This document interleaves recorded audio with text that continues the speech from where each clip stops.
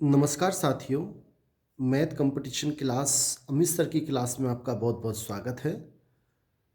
साथियों, आज हम 2D और 3D के बारे में जानेंगे और उसके बाद 2D की जितनी भी आकृतियां हैं उन सब का हम विस्तार से ज्ञान करेंगे। सबसे पहले आप देखें, त्रिविमीय ज्यामिति कौन सी होती हैं, किसे कहते हैं। 2D वे आकृति होती हैं जिन वस्तु की आकृति 2 डायमेंशन द्विमीय ज्यामिति कौन कौन सी होती हैं।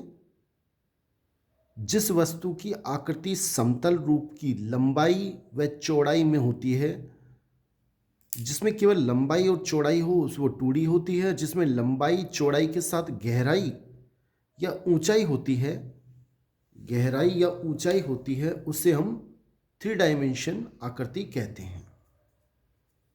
इसमें आप ध्यान रखें, गहराई और ऊंचाई होती है। और समझने के लिए आप ये भी समझ सकते हैं कि जिनको एक पेपर पे बना सकते हैं वो 2D, जिनको नहीं बना सकते वो 3D। समझे, जैसे त्रिभुज को हमने पेपर पे बना लिया, चतुर्भुज को बना लिया, तो ये क्या है 2D। अब कोण है, इसको हम पेपर पे नहीं बना सकते। कैसे? ये कोण का एक, जैसे हम आइसक्रीम है वो कोण होता है, उसका केवल एक भाग दिखाई दे रहा है, इसलिए हम इसको पेपर पे नहीं बना सकते। ऐसे बेलन का एक भाग हमें दिखाई दे रहा है, साइड के हिस्सा पीछे का हिस्सा हमें नहीं दिखाई दे रहा है, हम इसको पेपर पे नहीं बना सकते, इसलिए 3 डायमेंशन है, त्रिविमीय ज्यामिति है। तो आप ये समझ लें, घन, घना, बेलन, शंकु, गोला, छिन्नक, ये सब त्रिविमीय ज्यामिति होती हैं। जबकि त्रिभुज, चतुर्भुज, बहुभुज और वृत्त, ये सब द्विमीय द्विमीय ज्यामिति होती हैं। अब हम इनका विस्तार से ज्ञान करेंगे। देखें आप साथियों, सबसे पहले हम त्रिभुज के बारे में सीखेंगे। आपसे निवेदन रहेगा कि आप इस चैनल को सब्सक्राइब करें, लाइक करें, अधिक से अधिक कमेंट करें, जिससे आपके पास सभी वीडियो तुरंत पहुंच सके। त्रिभुज, त्रिभुज में भी हम सबसे पहले विषमबाहु त्रिभुज, विषमबाहु त्रिभुज किसे कहते हैं? जिसकी तीनों भुजाएं अलग अलग होती हैं। मैंने मान ली कोई त्रिभुज है जिसकी पहली भुजा ए, बी और सी है, तो आपको परिमाप, इसका परिमाप क्या होगा कि तीनों भुजाओं को योग, तीनों भुजाओं की लंबाई का योग, यानी A plus B plus C, इस विषमबाहु त्रिभुज का परिमाप होता है। क्षेत्रफल, under root S, S minus A, S minus B और एस माइनस सी, इस सूत्र की सहायता से हम ज्ञात करते हैं। और ये सूत्र हीरा का सूत्र कहलाता है, हीरा का सूत्र। यहां एस क्या चीज है? ए प्लस बी प्लस सी बटा 2, यानी कि अर्ध परिमाप, परिमाप का आधा। त्रिभुज का क्षेत्रफल हम ऐसे भी निकाल सकते हैं, 1/2 BC और उनके बीच का कोण साइन ए, 1/2 AC और उनके बीच का कोण B, 1/2 AB और साइन C। अगर हमें कोण दे तो हम इस सूत्र से ज्ञात करेंगे। एक कोण दे दे, जैसे कोण ए दे दिया और दोनों भुजा दे दे, तो हम इस सूत्र से ज्ञात करेंगे। और हमें के तीनों भुजाएं दे दे तो हम इस सूत्र से त्रिभुज का क्षेत्रफल ज्ञात करते हैं। आगे देखें साथियों, थोड़ा ध्यान दें। जैसे त्रिभुज ABC है, हमने क्या किया, 3 बिंदु, AB का मध्य बिंदु P, BC का Q और AC का R, इन तीनों मध्य बिंदुओं को हमने मिलाया, उससे त्रिभुज PQR बना। इस त्रिभुज PQR का जो परिमाप होगा वो ABC त्रिभुज के परिमाप का आधा होगा और क्षेत्रफल पूरे त्रिभुज ABC के क्षेत्रफल का चौथाई होगा। मेरे ख्याल से आपके समझ में आ गया होगा। आप इसको ऐसे समझ लें कि अगर इस पूरे त्रिभुज का क्षेत्रफल 40 है तो ये कितना होगा? 10। और आपको ये बता दें, ये भी, ये प्रत्येक 10-10 होगा, ये भी 10, ये भी 10, ये भी 10 और ये भी 10। और त्रिभुज PQR इसका परिमाप जो त्रिभुज ए बी सी का परिमाप है उसका आधा होता है। अगर आपने सूत्र याद कर लिए तो कोई भी क्वेश्चन कठिन नहीं है। आगे देखिए आप। नेक्स्ट देखिए साथियों, समद्विबाहु त्रिभुज किसे कहते हैं? जिसकी दो भुजा समान है। मैंने मान ली ये दोनों भुजा समान है और जो असमान है वो ये है बी। तो इसका परिमाप क्या होता है? 2a plus B. और क्षेत्रफल क्या होता है? b/4 √4a² minus B square, या s माइनस ए √s गुणा s माइनस बी। इस सूत्र से भी हम क्षेत्रफल निकाल सकते हैं। आगे देखें, ऊंचाई। ऊंचाई अगर हमें समद्विबाहु त्रिभुज की निकालनी, ये वाली ऊंचाई, इसे h ऊंचाई बोलते हैं, तो इसका सूत्र क्या होता है? √4a² माइनस बी स्क्वायर बटा 2। सूत्र आप याद कर लें। नेक्स्ट देखें साथियों, नेक्स्ट है समबाहु त्रिभुज। ऐसा त्रिभुज जिसकी तीनों भुजाओं की लंबाई या बराबर हो, जैसे ए, वो समबाहु त्रिभुज कहलाता है। इसका परिमाप 3a होता है, 3 इंटू भुजा। ऊंचाई √3/2a, यानी कि √3/2 इंटू भुजा इसकी ऊंचाई होती है। मतलब अगर ऊंचाई निकालनी है, भुजा हमें दे दे तो इस सूत्र की सहायता से हम ऊंचाई निकाल सकते हैं, और अगर ऊंचाई दे दे तो इसी सूत्र की सहायता से हम भुजा भी निकाल सकते हैं। क्षेत्रफल समबाहु त्रिभुज का, अगर हमें भुजा दे तो √3/4 इंटू भुजा स्क्वायर, और ऊंचाई दे तो 1/√3 इंटू ऊंचाई का स्क्वायर। जो हमें दे उसके अनुसार आप सूत्र लगाएं। आगे देखें, यदि समबाहु त्रिभुज है और हमने त्रिभुज के अंदर किसी बिंदु से, इस त्रिभुज के अंदर किसी बिंदु से इन भुजाओं पर लंब डाला और लंब की लंबाई L1, L2, L3 है, ऐसा कोई क्वेश्चन आता है तो आप याद रखें त्रिभुज ABC का क्षेत्रफल, ये सूत्र भी काम में ले सकते हैं, 1/√3 into L1 plus L2 plus L3 का होल स्क्वायर।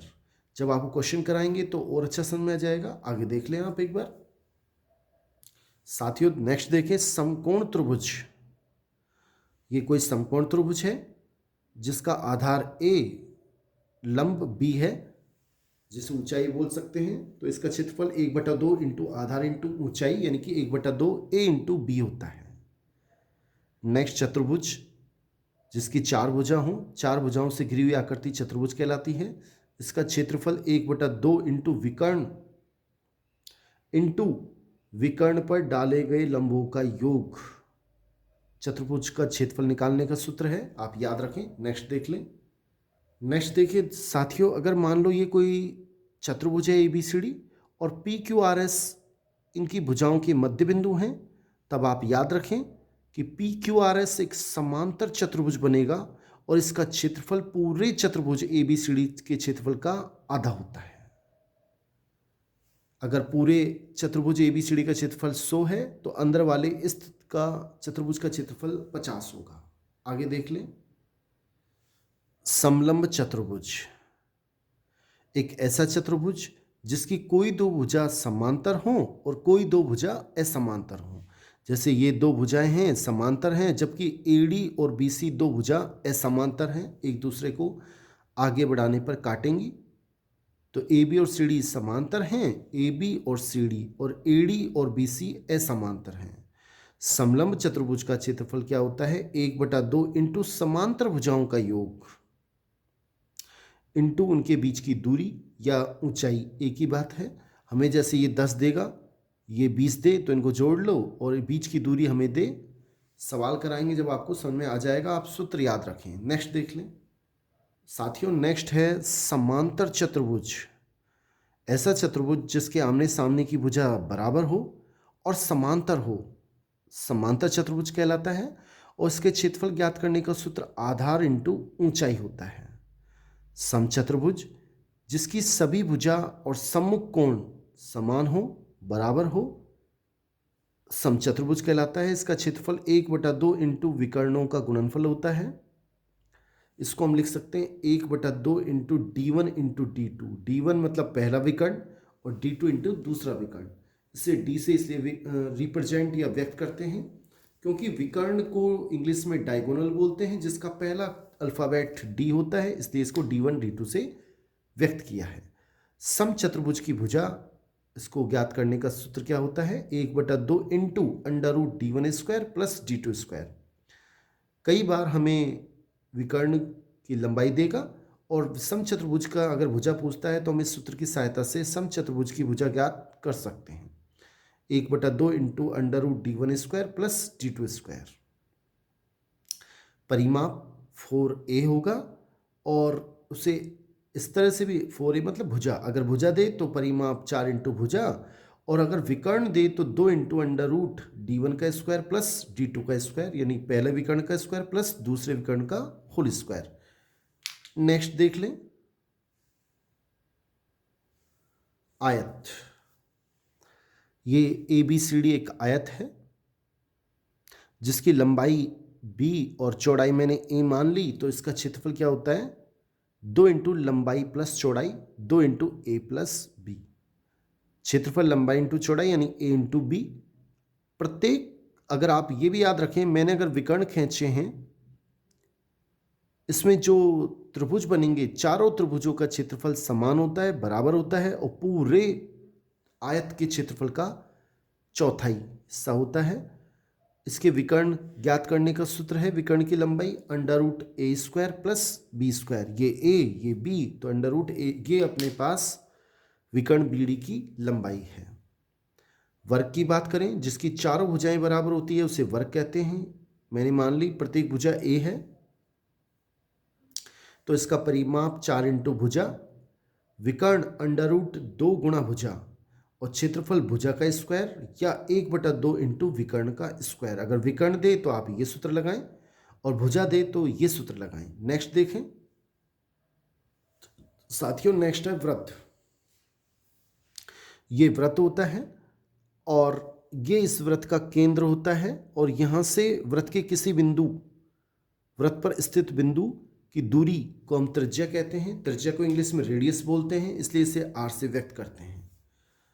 आपको क्या याद रखना है? वृत्त का क्षेत्रफल πr² होता है, वृत्त की परिधि 2πr होती है, और आधे वृत्त की परिधि को थोड़ा आप ध्यान दें। आधे वृत्त की परिधि क्या हो जाएगी? यहां से लेकर यहां तक πr पूरा होता है 2πr, आधा हो जाएगा πr, और ये 2r। तो इसको आप याद रखें, πr प्लस 2r। अर्धवृत्त आधे वृत्त की परिधि होती है, और आधे वृत्त का क्षेत्रफल πr²/2 होता है।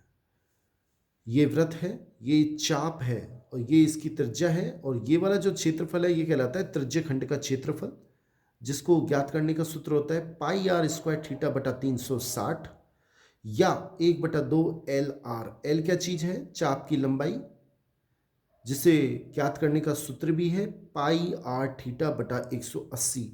हमें थीटा देगा, r देगा, और चाप की लंबाई, ये वाली लंबाई पूछेगा, तो इस सूत्र से ज्ञात करनी है।